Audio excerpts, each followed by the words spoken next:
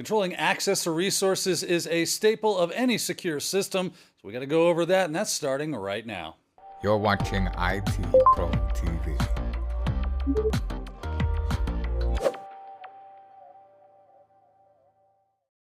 Welcome back to the Security Plus series here at IT Pro TV. Today is all about access control and making sure that when people are trying to gain access to something, they only have access to the things they have access to. I know it sounds weird, but that's how it works. And to help us kind of dispel a little bit of that kind of weird confusion is our good friend, Mr. Wes Bryan. Wes, access control. It's something we probably live with every day and don't really think too much about, right? Most definitely, and I would add one word. You're right. You're like, well, they only have access to what?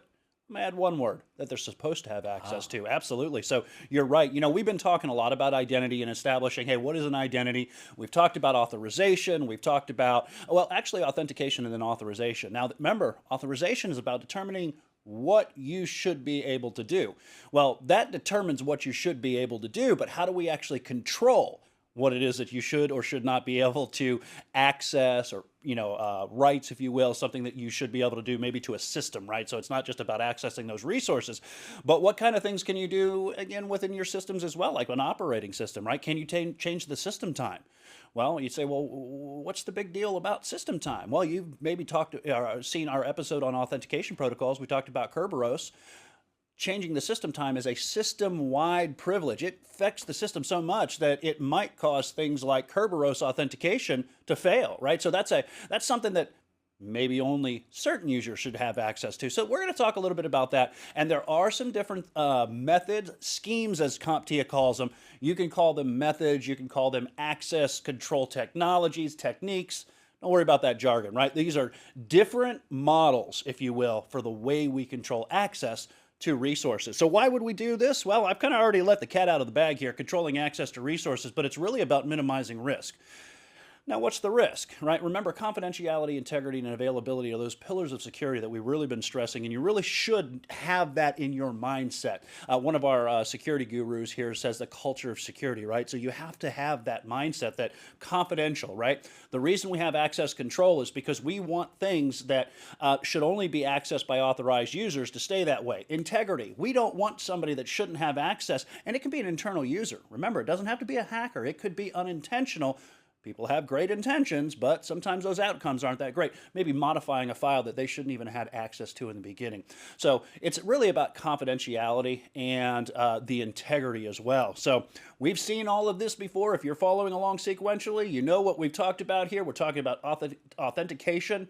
Prove it, right, is how we prove we are who we say we are. But now once we've been authenticated, we determine those privileges or what you should have access to. And let's talk about these schemes. Now, there are a few of the methods, again, schemes or models that you have to be aware of for the exam. And there are three that have been really, really common throughout security, computing security for a long time. Let's go ahead and talk about the very first one. Now, I could throw a whole bunch of acronyms at you, and I already have, right? But this is one that it's another one of those acronyms that I really don't like to use because of the fact that that acronym has so many different meanings, right? Let's say Media access control, mandatory access control. We've talked about message authentication code. So we are talking about mandatory access control. And this is a model that you're probably familiar with, just like Dan said, and maybe you're not aware of it. Now, if you're in the military, you're very aware of this. If you've watched military movies, movies that have had some kind of governmental body in them, you've probably seen that. So let's talk about these two components, right? We have what are known as subjects and objects. Subjects are, again, those are those identities that we want to control access to objects. Objects in this context really is just the resources that we want to control access to. Now, I've given you an example of a file, but I also want you to know that we could say that this could be a service, could be a web application, right? It could be a network, right? So don't get too hung on, but just know that the object is the resource that we want to control access to. And in mandatory access control, how do we do that? Well, we have what are known as access levels. And then your objects have what are known as sensitivity levels. Now, you might be saying, well, what are you talking about here? Well, you've probably seen the top secret security clearance or secret security clearance, right? Well, that designation, that access level, is given to the subject. In this case, let's say a military officer, right? It's got secret clearance. Well, that secret clearance is the access level for the user, the subject in this case, but you also have a second designation that needs to match, and that is the sensitivity label that's put over the object. So for instance, in this case, this person has secret clearance. They can see things up to the secret clearance level on that object, that sensitivity label. But if it was top secret, right, they can't rise above what the sensitivity label is on the object itself. So keep this in mind. Now, this is one that's very, very expensive to implement, right? It is very complex, and that's one of the reasons you typically see this inside of governments and stuff, because they usually have the money to throw at, this type of infrastructure to put it in place. But that's your mandatory access control. What systems would you say, or would we even be familiar with any of the kind of systems that use a mandatory access control? Well, I would say, so for instance, let's take things like top secret documents, right, inside of the military, I mean, the technology itself, like where would I encounter the use of a mandatory access control? Oh, okay, probably not just in the government, but this is a system they use. Well, think about probably in things like their common access card, right? Inside of your common access card, the CAT card, if you will, it'll have that token, and we've talked about those. And inside of that token, it's going to have probably a lot of your history, maybe attributes about you as well, but it also have whatever your clearance level is. And let's say, for instance, you go to that computer, you swipe that card on the side of the computer, and it logs you into the computer, and the information that's within that card says, okay, and I'm not military, so bear with me here, but Wes Bryan here, I don't know, I'm a private nobody, right? I don't have my clearance level is very low, right? I can see maybe confidential information, right? Lower sensitivity level, but I can't see anything that's secret, certainly can't see anything that's top secret, right? That might be your stars, right? What do you call that? Help me with the military. What do they call the top level? The generals? The general, the brass, I guess is what they call it, the yeah. executive level, right? They're going to have that type of clearance, right? Think about the president, right? The president has a certain class level that, or sensitivity level or access level that he can see, and his level only goes up. Sometimes there's levels that we don't even know about that are above that, and even the president can't see. So these are types of examples, if you will, of mandatory access So there'll probably control. be proprietary technology that we wouldn't be privy to. Sure, yeah. Okay, very cool stuff. Now let's move into a type of access control that we most likely will have some control over, and have probably even used from time to time: discretionary access. Ooh, discretionary access control. This is DAC. All right, and again, it's one of those ones where I don't really like to just use the acronyms themselves, because you're going to see, especially when we get to two of them, they have the same acronym. That really gets confusing too, all within the same context. God love them. That's right. Thanks for helping us. It's funny, you mentioned in one episode that I really wish that we could just stand back and we could make the acronyms and make a little bit more sense. But discretionary access control. Let's take the same concept here, right? We've got our subject here and we've got an object. With discretionary access control, your subject is actually the owner of whatever object they create. Let's say a file in this case. Now, I put administrator over here because I want you to know administrators, it doesn't matter if they're an owner or document. We're going to talk about account types coming up. Administrators have access to everything, but typically the owner of a document that creates the document can define what the access level is. And what I mean by that, they set the access level inside of something known as an ACL, an access control list, or more appropriately, some people I know don't like this term, DACL, the discretionary access control list. Why don't people right? like that term? I don't know, because I've seen some people don't like the term DACL and SACL, and for whatever reason, I think it's funny as That's all like heck. saying, I don't like the word orange. That's right. You know that? No. So when it comes to an ACL is made up of some components, right? And the components is what's known as an access control list, or an access control entry, and an ACE, if you will. And what that is it is an identity that's given access, a certain level of access to the resource by the owner itself. And that's all contained inside of the access control list that is set on the object itself. Now, let's take the jargon away from it. Where have you seen this? Dan mentioned that. Permissions.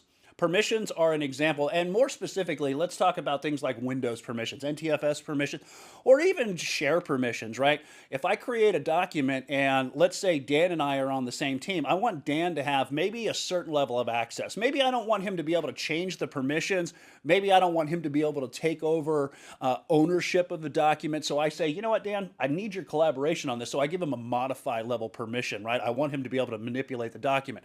Maybe the other new person that joins our team, I want them to kind of learn the ropes before they actually get to modify anything. So I still want them to be able to view the information, if you will. So I give them the read level permission, right? So that's your discretionary access control. That's something that you commonly see, and permissions are a classic example. If you're Bob and this document says you have read and write, well, you gain access to it. Now, I want to make mention of another concept that comes into discretionary access control, and that's the term implicit deny, and that is if I don't want somebody to be on the list, right, or I don't want somebody to have access to the object, I just don't put you in the list, right? If you're not in the list and the security subsystem goes, all right, you're not Bob, you're Alice, but I don't see Alice in the ACL, then you don't gain access to it. That's called an implicit deny, and it is something you should use over what's known as an explicit deny, right? So a couple of scenarios, right? Let me give you something maybe that you're familiar with. We're going to a restaurant, right? Dan and I, we've got reservations to sit at the table, right? We're on the list. We go to the front door. We say, hey, Dan and I, we got a business meeting here. We're on the list. We got reservations. Person looks and says, okay, yeah, you're on the list. Come on in, right? That is the example of having access. That's actually called an explicit allow. But an implicit deny would be somebody else coming up to that same door with no reservations, right? Oh, I'm looking at the list here. Looks like I know Dan and Wes had reservations. Sorry, you don't have reservations. I don't see you in the list. You can't gain access to the restaurant. That's an example of an implicit deny. Versus when that waiter or that host or hostess looks at the list and says, no, the last time you were here, you caused a problem, and we've got you on the list that says, do not let this person in the building. That's an explicit deny. Now, you've got to be careful with those. Use them sparingly, because inside of a permissions-based system where you're using discretionary access control, your explicit denies trump any other permission that you're going to implement. So use implicit denies if you're implementing something like discretionary access control. Yeah, that's a great example of implicit versus explicit and how to not get those two things confused, because it can be a little bit confusing. I will throw on the discretionary access fire. The idea of discretionary, from what I understand, means that it's at the discretion of the data owner to set the permissions any way they like. They are not mandated down like a mandatory access control would be to say, this is what you must do. They have discretion to do what they will. Let's move on. You said you got a couple of them that share an acronym. These are fun. Rule-based and role-based. That's right. I'll tell you what, we'll go ahead and we will do role-based access control. This is a common one, and it's actually all of them really, except for mandatory access control. That's common in, like I said, governmental organizations. But what we have in role-based access control is typically predefined organizational roles that are set by your organization before, let's say, an employee even joins, before somebody even joins your team. So let's give you an example. This young lady here, right, maybe she's an administrator, right? That's a predefined role. We've brought her into the company. We're going to need an administrator. We assign that role to her. Now, we've already said what administrators have access to, so you can kind of understand they really have the keys to the kingdom, if you will. But let's go a little bit farther, right? Maybe she's part of the financial department, right? And we have financial data. With role-based access control, that predefined role is what really we put you in, and we give you access to just those objects that are you should have access to, defined by that role ahead of time. So this lady, if she's in the financial department and there's financial data, she gets access to the financial data. However, this gentleman down here, maybe he's not part of the financial department. Well, he doesn't have access to the financial data because that's not his predefined role. But maybe he's software development, right? Part of that department, right? We got software code. He gains access to the software code because that's his predefined role within the organization. So that's an example of the rule or a role-based access control. See, I'm already doing it. That's why I don't like it, because it's RBAC, right? Yeah. And that leads us into the next one, which is rule-based access control. Now, I know for a while, CompTIA was trying to help, and I've seen it out there where they try to help you distinguish the difference between these, and they call it rule set-based access control. That's not a common term. This is the more common term, is rule-based access control. Now, this is interesting because you probably have seen these before and you didn't realize it. The most common place that we find is this in, first of all, it's predefined criteria, right? That's what a rule means, right? Dan says, hey, I want maybe this traffic coming from maybe this subnet, all right? Maybe it's a branch office and we've got that predefined IP range that says, yeah, if you're in that range, you can make your way into the network. So we set that role on the router, and the router says, okay, I see all of this access coming in. We got some coming in from the internet, we got some coming from the branch office, and then we also got these crazy ICMP echo requests. Another rule says, what type of traffic do I want to allow? Not just the location, right? That's the rule that we've determined, but also what kind of maybe traffic, specific traffic type do we want to allow in? So in this case, the traffic that's coming from the branch office, yeah, you can gain access to the corporate network. But if it's just any what I call rando traffic that's coming in off the internet, or maybe some of this type of traffic like ICMP echo requests, when that traffic comes in, the router inspects that criteria and says, well, wait a second, no.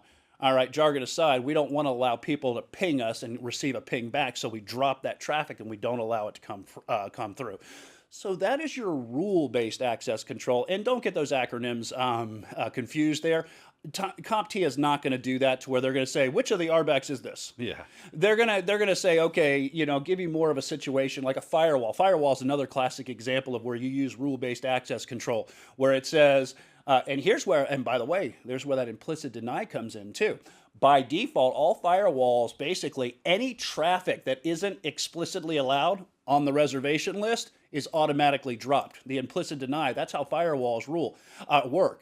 All outbound traffic typically is allowed by default. Those are the predefined roles and the default nature of a firewall. Now, that doesn't mean certainly that you don't get in there and configure roles, but a lot of times that's the default. Yeah, and you got to be careful with rule-based because the rule order can come into play as well. You put the rules in the wrong order and things don't work right, and it just gets weird.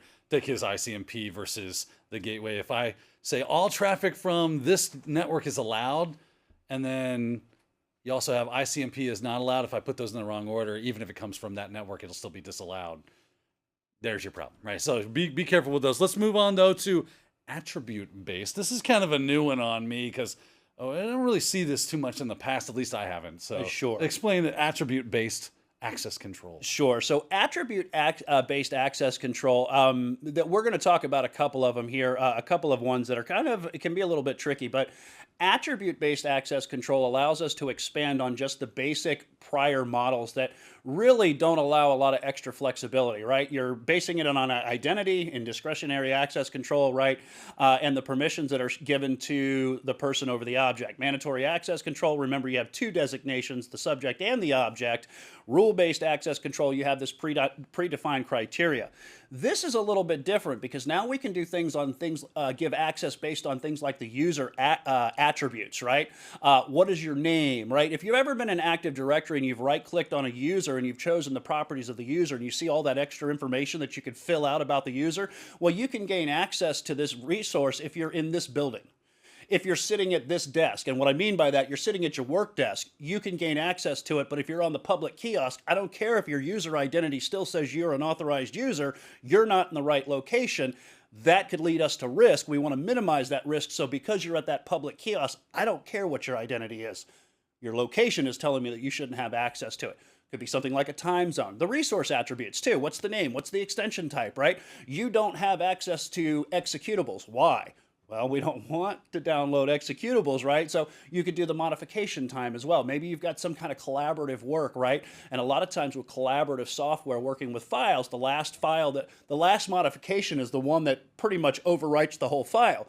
Well, maybe we don't want that to happen, so we can tweak it a little bit. So attribute-based access control, a lot of times, the majority of the time, is based on things like user attributes. Yeah. He or she who commits last wins. Right? That's right. That's right. That can get sideways real quick. Let's keep moving, though. We've also got conditional access. Really interesting concept. Why don't you go ahead and elaborate on that? And this is one of those ones, too, that's kind of almost seems like it blurs the line, right? The conditions, right? Well, conditions are a little bit different. These are predefined conditions, and examples of this are things, again, like location. You are here. So, again, conditional access, again, and that really, I know, can blur the line on, hey, you're at this public kiosk. Let's take it a little bit different, all right? you're within the corporate network, you can gain access to this resource with maybe a little bit less restrictions, but you're now at the coffee shop and you try to go into access the information on over a public network. Again, I don't care about your identity here. Your location is telling me that you shouldn't have access to this because we can't really restrict